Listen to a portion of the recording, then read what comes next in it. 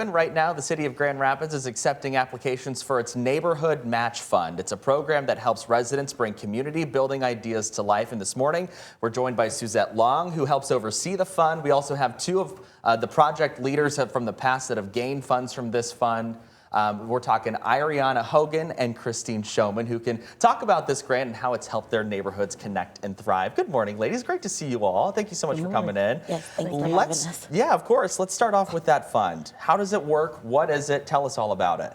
What the Neighborhood Match Fund is, the program awards projects led by Grand Rapids residents that build relationships, brings neighbors together, connect neighbors, and also projects that strengthen the community.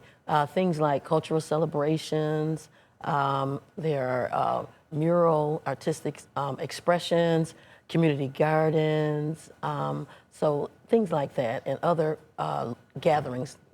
Yeah, that's awesome. So who can apply? Is it anybody that has a project, or what sort of projects are you guys looking for? So those who are eligible to apply are first you must be a Grand Rapids resident, and nonprofits located in the city of Grand Rapids, and also informal groups from the city of Grand Rapids. Well, very cool. Well, how did this get started? I'm curious to see the origin of the fund. How did it get started? What was the idea initially behind that fund? So the Neighborhood Match Fund emerged out of the first Grand Rapids Summit, where neighbors had gotten together, where they had these projects that they were passionate about, that they wanted to bring connecting neighbors. They wanted to build relationships with neighbors and community. So that's how it started, where a group came together, and then this was brought to the city of Grand Rapids. Well, it's cool. It sounds like this is a fund that is used very well, because we have some very creative folks here. I'll start with Ariana. Tell us about your project. What is that all about, and how do you use that project to help our community? Absolutely. So I was able to do a little twist on my current program, which is Empowering Future Professionals. And so that's grades, middle school and high school students.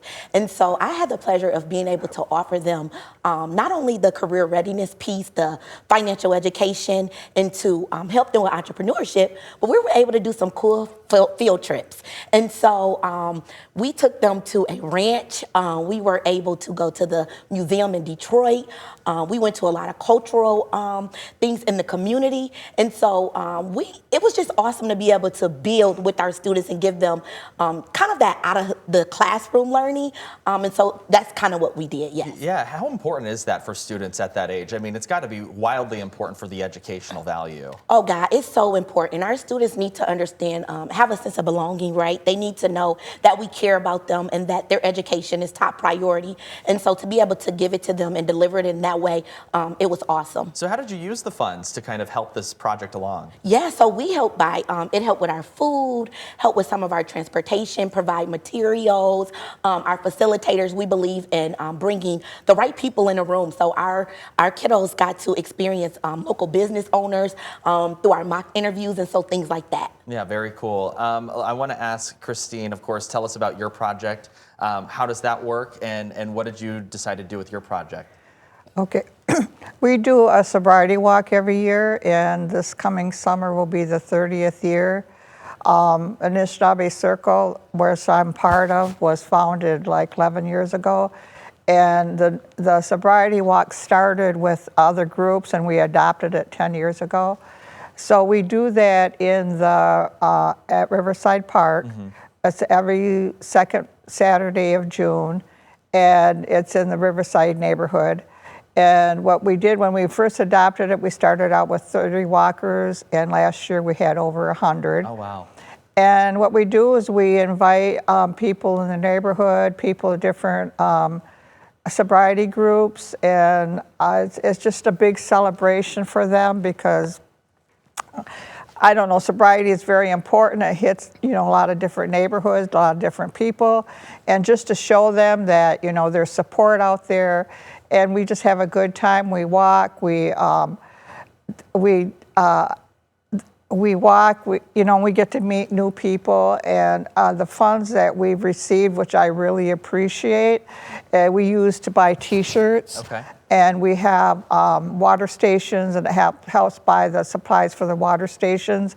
And in the Native community, when we have a project, an event going on, usually at the end we have a giveaway, so everybody walks away with something. And so that helps us buy the gifts for the people that participate. It helps bring in our speakers, and it's just a good day. Yeah, absolutely. And it's great to see those funds going towards something that is you are so passionate about. Can you talk about the process to apply? What was that like for you?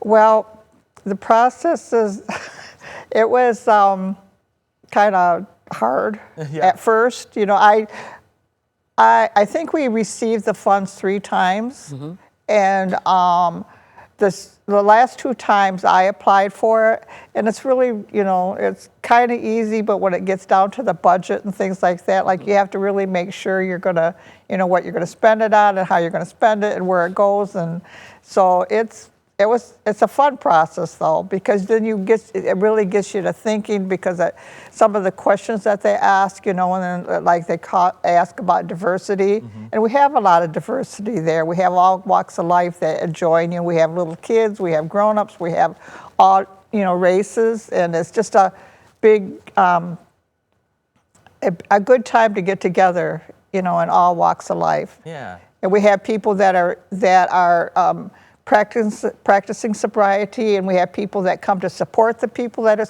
you know, so there's a lot of diverse there going, and so it's a good day, and it's a good process. Yeah, Suzette, let me ask you, when we find out that we're going to be getting funds, how does that work? Is there a rubric that determines what project's going to get which funding?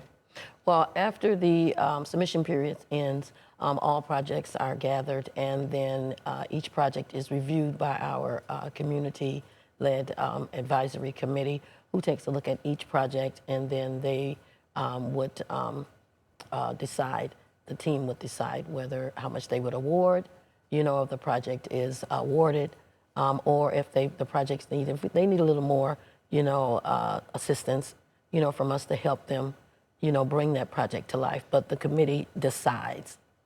Very cool. If I'm a project leader at home right now listening to this and I'm like, hey, I want to sign up and I want to figure out how to get some funds, where can we go to find more information? So they can either go to the City of Grand Rapids webpage and then search for Neighborhood Match Fund, or they can go to grandrapidsmi.gov/NMF. Okay, yeah, through the end of the year, you have until to get those applications in. Yeah, you have to December 31st at 11:59 p.m. Okay. So submit that idea. Yeah, right there. So as you are waiting to tick down to midnight for January 1st, make sure you have that in there. Well, Yes. ladies, thank you so much for joining me this morning. I really do appreciate your time. Thanks Thank you. for having us. All right, it is 8:35. We're going to come back here in just a little bit.